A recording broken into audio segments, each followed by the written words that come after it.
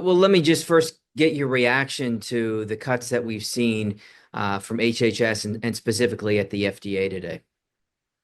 Well, as I've commented on social media, I would say the FDA, as we've known it, is no longer exists. You've had almost all the leadership removed, all the civil servants, just several left, and a quarter to a third of the people who really make the place go in terms of operations and communications. And so it's a pretty big deal what's happened.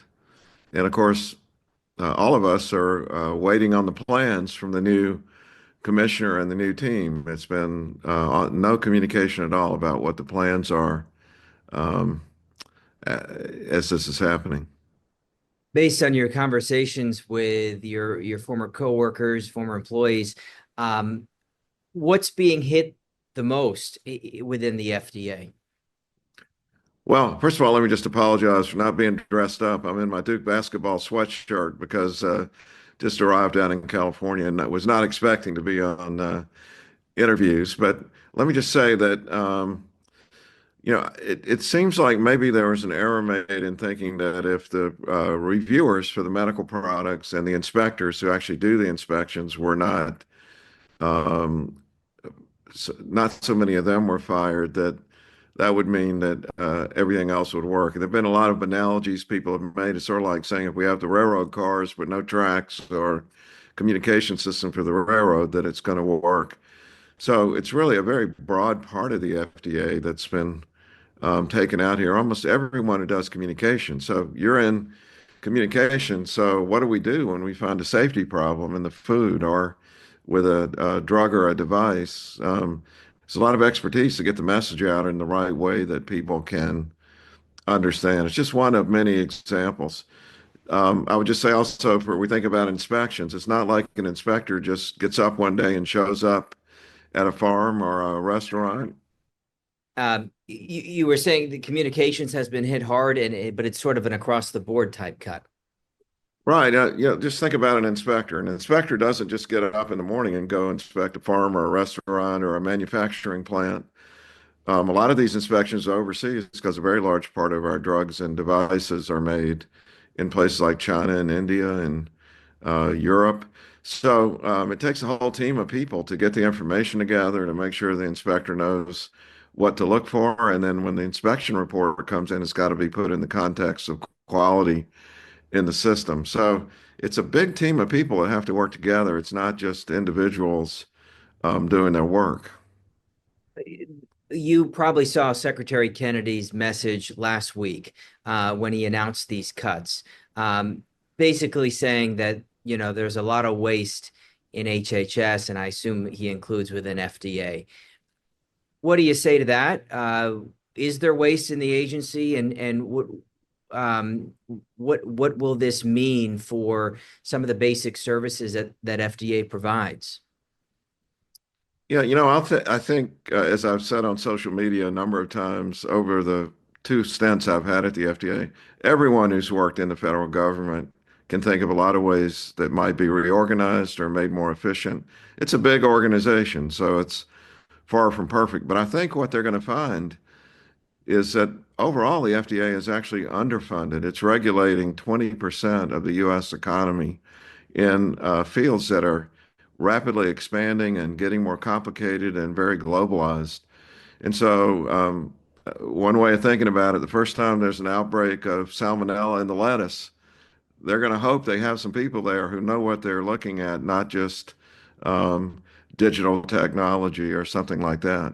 So while a lot of us, I've spent 6 years in Silicon Valley, so I'm in the crowd that thinks the FDA would be, and all of HHS would be greatly helped by AI and better digital technology. But you got to have the people. These are human issues that are very complicated. Well, and you just had one of the people that was removed just days ago was the FDA vaccine chief, who well, Dr. Peter Marks. Um, you've heard what the secretary has said about vaccines. Uh,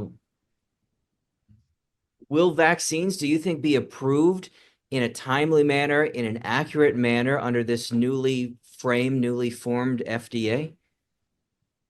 I'm really worried about it, and no one really knows. The secretary made some promises during his confirmation. Senator Cassidy was the deciding vote. He's a liver doctor. He's a hepatologist.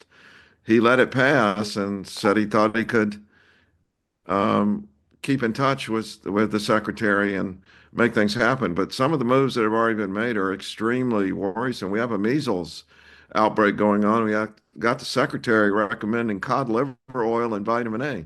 There's not enough cod liver oil on the face of the earth to treat measles and prevent children from getting terribly sick and dying. And we had hundreds of thousands of people who died from COVID when they had a simple vaccine that would have made the difference. And we just finished one of our worst flu seasons in the last 30 years, where the flu vaccine that was available has now been shown to have reduced the risk of death and hospitalization by about 50%.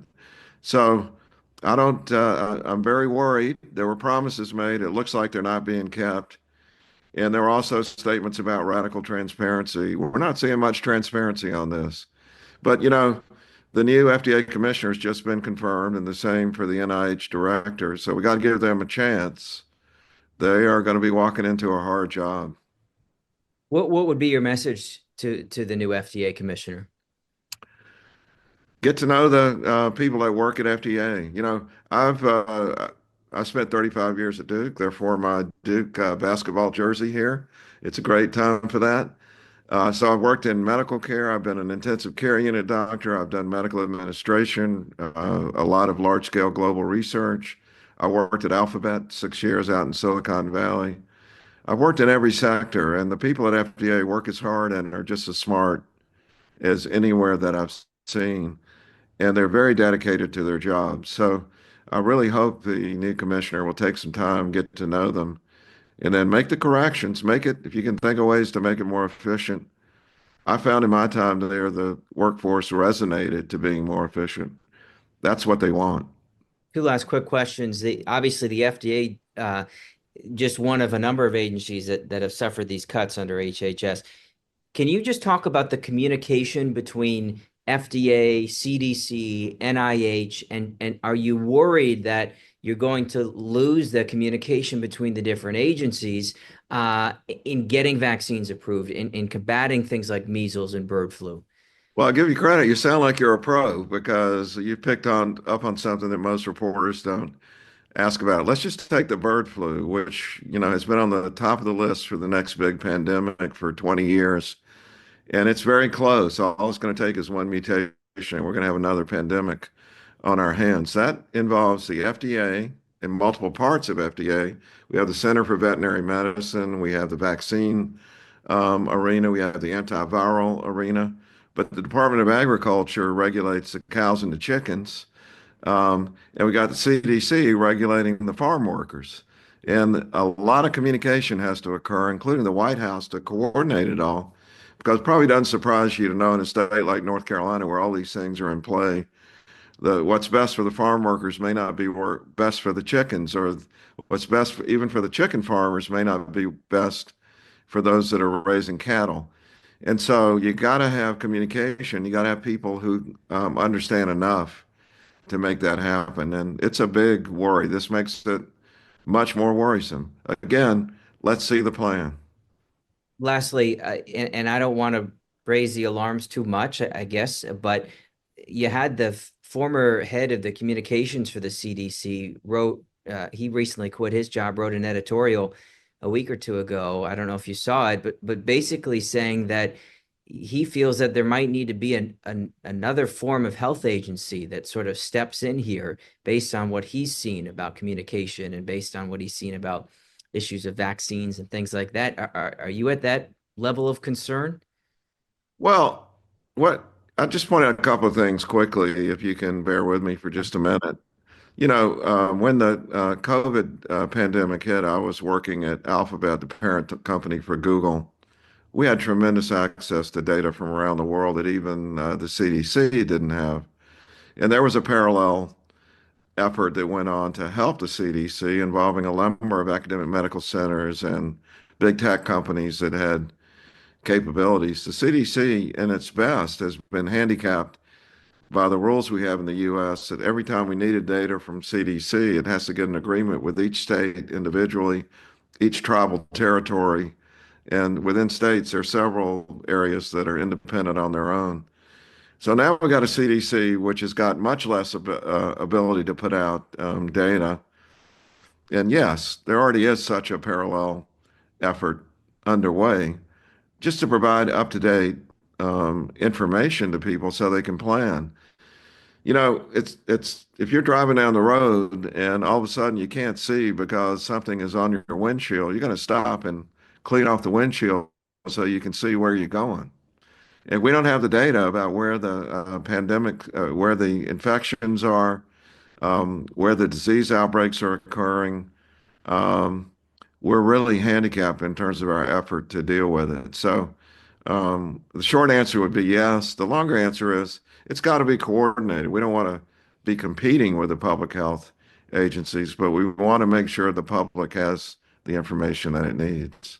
Well, Doctor, really appreciate your insight. Is there anything else you wanted to add that I might have left out? I would just stress that these are very unusual times for the public health system in the United States. We already have the worst life expectancy of any high-income country. I'm very worried it's going to go down, despite this Secretary of Health and Human Services coming in saying he was going to make America healthy again. And I'm 100% in favor of a better food environment. I want to be clear about that. It's very much needed. But we got to pay attention to all the areas of medicine and healthcare that keep people from dying or ending up in the hospital. Thanks for watching our YouTube channel. Let Spectrum News be your resource for balanced, in-depth political coverage. And click the subscribe button here. You can also download our app and watch us on TV to learn more about the candidates, where they stand on the issues, and more. We'll see you then.